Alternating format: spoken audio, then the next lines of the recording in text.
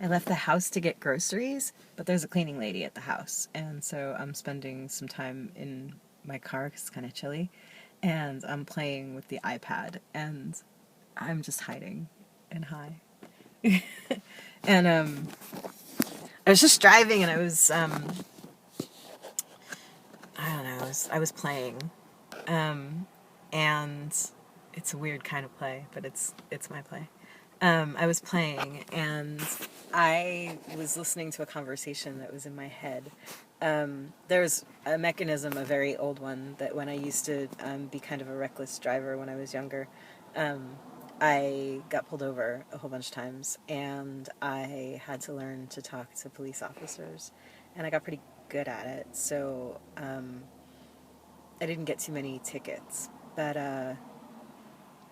in fact, there's an ex-boyfriend that probably can see this that could tell you a great story about one of them.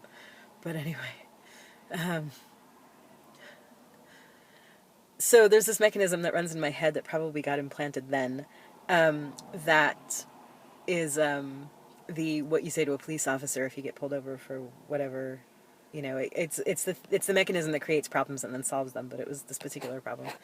So its default setting seems to be creating problems and solving them. And I've been wondering for a while if that's in service actually to the collective consciousness, because I don't know that we do much for no reason. I think that maybe our default processes are useful to the collective consciousness, even if they're not useful to us. So we have like this sort of free will thing that we can like switch on by making choices that are in a different alignment than the collective consciousness, but that like kind of deepens our calculation depth in that particular area, which also benefits the collective consciousness. Because I think when we go to sleep at night, we kind of like connect to it and sort of upload and download whatever there is. I think that the organic computer analogy is actually quite a good one, but and what I think I am is the sentience of it. Anyway, so the reason I was making this video was because I was sitting with this thought of this mechanism runs, it creates problems to solve them. And then I said to it, I said, well, good job, like creating this problem that, you know, I don't foresee myself having and then solving it for me. I appreciate that.